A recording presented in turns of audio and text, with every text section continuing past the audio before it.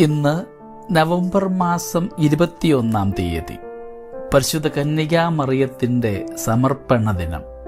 ഭക്തരായ യഹൂദ മാതാപിതാക്കന്മാർ തങ്ങളുടെ കുട്ടികളെ ദൈവത്തിന് കാഴ്ചവെക്കുക വളരെ സാധാരണമാണ്. ചിലർ തങ്ങളുടെ കുട്ടികളെ ദൈവാലയത്തിൽ പുരോഹിതന്മാരുടെ സംരക്ഷണത്തിൽ ഭക്തസ്ത്രീകളുടെ മേൽനോട്ടത്തിൽ താമസിപ്പിക്കാറുണ്ട്. അവർക്കായി പ്രത്യേക മുറികൾ ദൈവാലയത്തിൽ ഉണ്ടായിരുന്നു. ഏലി എന്ന പുരോഹിതനോടുകൂടെ സാമുവേൽ താമസിച്ചിരുന്ന കാര്യം സാമുവേലിന്റെ 1-ാം പുസ്തകത്തിൽ നാം വായിക്കുന്നുണ്ട്. യോയാദയുടെ ഭാര്യ ജോസബത്തും ഫനുവേലിന്റെ മകൾ അന്നായും ദൈവാലയ ശുശ്രൂഷയ്ക്കായി താമസിച്ചതിനെപ്പറ്റി വിശുദ്ധ ഗ്രന്ഥത്തിൽ 2 രാജാക്കന്മാരുടെ പുസ്തകത്തിൽ പ്രതിപാദിക്കുന്നുണ്ട്. അന്ന തൻ്റെ മകളെ ദൈവാലയത്തിൽ വളരുവാനാണ് അനുവദിച്ചത്. 3 വയസ്സുള്ളപ്പോൾ കന്യകാമറിയത്തെ ജെറുസലേം ദൈവാലയത്തിൽ കൊണ്ടുവന്ന് കാഴ്ചവെച്ചു എന്നതാണ് പാരമ്പര്യം. അമലോത്ഭവയായ കുഞ്ഞുമറിയം പ്രസാദവരപൂർണയായിരുന്നു.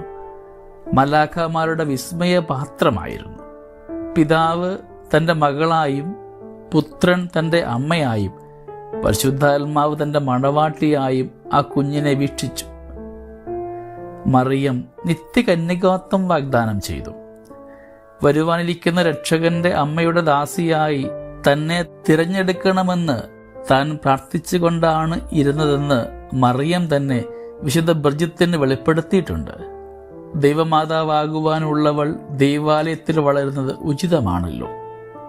തങ്ങളുടെ സന്താനങ്ങളെ ദൈവത്തിന് സമർപ്പിക്കുവാനുള്ള ദൈവഹിതമനുസരിച്ച് വളർത്തുവാനുള്ള വലിയ കടമയെക്കുറിച്ച് ഈ തിരുനാള് നമ്മെ ഓർമ്മിപ്പിക്കുന്നു. ദൈവത്തിൻ്റെ സഹവാസത്തിലേക്ക് നാം പ്രവേശിക്കുമ്പോൾ നമ്മുടെ നന്മയും കഴിവുകളും അനേക മടങ്ങായിട്ട് വർദ്ധിക്കുന്നുമുണ്ട്. മറിയത്തിൻ്റെ ഈ കാഴ്ചവെപ്പ് ദൈവത്തിന് എത്രയും പ്രിയങ്കരമായിരുന്നു. വിശുദ്ധ അമ്മയുടെ പരിപാലനത്തിൽ നിന്നുകൊണ്ട് നമുക്കും നമ്മളെ ഓരോരുത്തരെയും ദൈവമാതാവിന് പ്രതിഷ്ഠിക്കാം. പ്രത്യേകമായി മാതാപിതാക്കളോട് ഇന്ന ദിനം ഈ തിരുനാൾ ഓർമ്മിപ്പിക്കുന്നത് നമ്മുടെ പ്രിയ മക്കളെയൊക്കെ ദൈവത്തോട് ചേർത്ത് വെച്ച് അവൻ്റെ ഹിതത്തോട് ചേർന്ന് ജീവിക്കുന്നവരായി വളർത്തുവാനായിട്ട് രൂപപ്പെടുത്തുവാനായിട്ട് നാം ഒക്കെ മനസ്സ് കാണിക്കണമെന്നാണ്. നമ്മുടെ എല്ലാ മക്കളെയും ദൈവത്തിന് പ്രതിഷ്ഠിക്കാം. ദൈവികമായ ഹിതങ്ങളും ചിന്താഗതികളും മാത്രം അവരിലൂടെ കടന്നു പോകട്ടെ എന്ന് നമുക്ക് പ്രാർത്ഥിക്കുകയും ചെയ്യാം.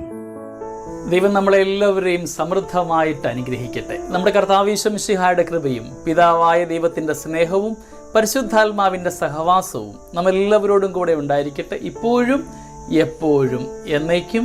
ആമേൻ.